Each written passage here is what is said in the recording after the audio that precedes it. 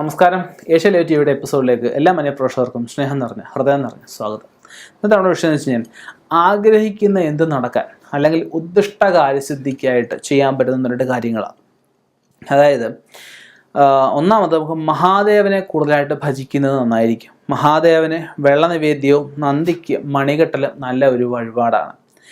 അത് 11, 21, 31, 41 കഴിഞ്ഞാൽ പിന്നെ 91 പറയുന്നത്. അപ്പം ഇങ്ങനെയുള്ള കാലയളവിൽ ഇപ്പം 11 11 ശനിയാഴ്ച, അല്ലെ 11 പ്രദോഷത്തിന്, അല്ലെങ്കിൽ 11 തിരുവാതിരയ്ക്ക് പോയിട്ട് മഹാദേവന് വെള്ളനിവേദ്യം നടത്തുക, നന്ദിക്ക് മണി കെട്ടുക. നന്ദിക്ക് മണി കെട്ടി നമ്മൾ ഈ പറഞ്ഞ പോലെ നമ്മൾ എന്താഗ്രഹമായാലും നമുക്കവിടെ ഭഗവാനോട് തൊഴുത് പ്രാർത്ഥിച്ച് നമസ്കരിച്ച് തിരിഞ്ഞു നോക്കാതെ തിരിച്ചു പോരണം എന്നാണ് പറയുന്നത്.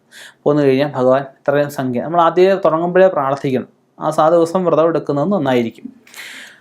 രണ്ടാമത് പറഞ്ഞു വെച്ച് കഴിഞ്ഞാൽ മഹാവിഷ്ണു ഭഗവാന് തിരുവോണത്തിന് മഞ്ഞപ്പട്ട് 1.5 മീറ്റർ അല്ലെ 1 മീറ്റർ, 1 മീറ്റർ കഴിഞ്ഞാൽ 2 മീറ്റർ പറയുന്നില്ല, പിന്നെ 3 മീറ്ററാണ് പറയുന്നത്. 3 മീറ്റർ പട്ട് മഹാവിഷ്ണു ഭഗവാന് സമർപ്പിച്ച് ലക്ഷ്മി നാരായണ പൂജ അല്ലെങ്കിൽ മഹാവിഷ്ണുവിൻ്റെ ഇഷ്ടസുക്തം കൊണ്ട് അർച്ചന അല്ലെങ്കിൽ വിഷ്ണു പൂജ നടത്തി പ്രാർത്ഥിക്കുന്നത് വളരെ ആഗ്രഹ സാഫല്യം നടത്താൻ സഹായിക്കും. അടുത്ത മൂന്നാമത് പറഞ്ഞു കഴിഞ്ഞാൽ ചതുർത്ഥി ഞാൻ പറയാൻ ആർക്കാ പ്രാധാന്യം? ഗണപതി ഭഗവാന് അല്ലേ. അപ്പോൾ ആ വിഘ്നങ്ങളുടെ ഈശ്വരൻ്റെ ഗണപതി ഭഗവാന് കറുകമാല ചാർത്തുക. കറുകമാല ചാർത്തുന്ന പ്രാധാന്യമുണ്ട്.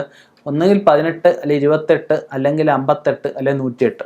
അപ്പം ഇങ്ങനെയുള്ള 3 കൂട്ടിയ കറുകയാണ് ഏറ്റവും പ്രാധാന്യം. ഇങ്ങനെ 3 കൂട്ടിയ കറുക ഈ പറഞ്ഞ എണ്ണത്തിൽ ഏതെങ്കിലും ഒന്ന് മാലയായിട്ട് കെട്ടുക, അല്ലെങ്കിൽ കടയിൽ നിന്ന് മേടിച്ച് ചേർത്താലും മതി.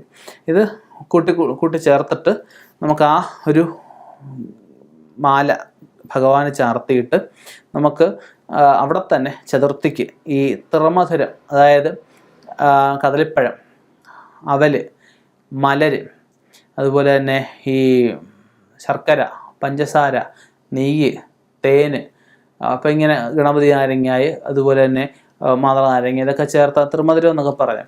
അപ്പം അങ്ങനെ നമുക്ക് എത്ര ദ്രവ്യം കൂട്ടുക അത്രയും ഭഗവാൻ ആഹാരപ്രിയ, എന്ത് ആഹാരം കൊടുത്താലും ഭഗവാൻ ഏറ്റവും നല്ല. ഒന്നുകിൽ നമുക്ക് ക്ഷേത്രാചാര്യം അനുവദിക്കുമെങ്കിൽ നമ്മളിതെല്ലാം കൂടെ ഒരു തേങ്ങാ പൊട്ടിച്ച് അതിനകത്ത് നിറച്ച് ശേഷം നമ്മൾ നൂല് വെച്ച് ചുറ്റും കെട്ടി നമുക്കിതിനകത്ത് കൊണ്ടുവരാം.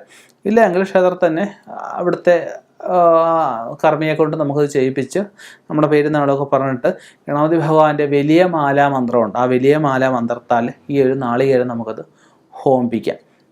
അപ്പം അങ്ങനെ നമുക്കത് ഹോമിപ്പിക്കാൻ പറയുന്നത് 5 ചതുർത്ഥിക്ക്, അതായത് ഏകദേശം 3.5 മാസം വരെ 5 ചതുർത്ഥിക്കാണ് നമുക്ക് ഈ തിരുമധുരം നിറച്ചത് ഹോമിക്കേണ്ടത്. പിന്നെ ആ ക്ഷേത്രത്തെ ചെയ്യാൻ പറ്റുന്നില്ല, അവിടുത്തെ ആചാരത്തെ അനുവദിക്കുന്നില്ല, അല്ലെങ്കിൽ അവിടെ അങ്ങനെ ഒരു സിസ്റ്റം ഇല്ല, അവിടെ അങ്ങനെ പഠിത്തലയിൽ അങ്ങനെ ഒരു സിസ്റ്റം ഇല്ല എങ്കിൽ ഇപ്പം നമുക്ക് നല്ലൊരു കർമ്മിയെ കൊണ്ടും നമുക്ക് നമ്മുടെ വീട്ടിൽ വെച്ചോ കർമ്മീ ഗൃഹത്തിൽ വെച്ചോ നമുക്ക് ഈ പറഞ്ഞ മൂന്നാമത് പറഞ്ഞ ക്രിയാഭാഗം നമുക്ക് ചെയ്യിപ്പിക്കാവുന്നതാണ്.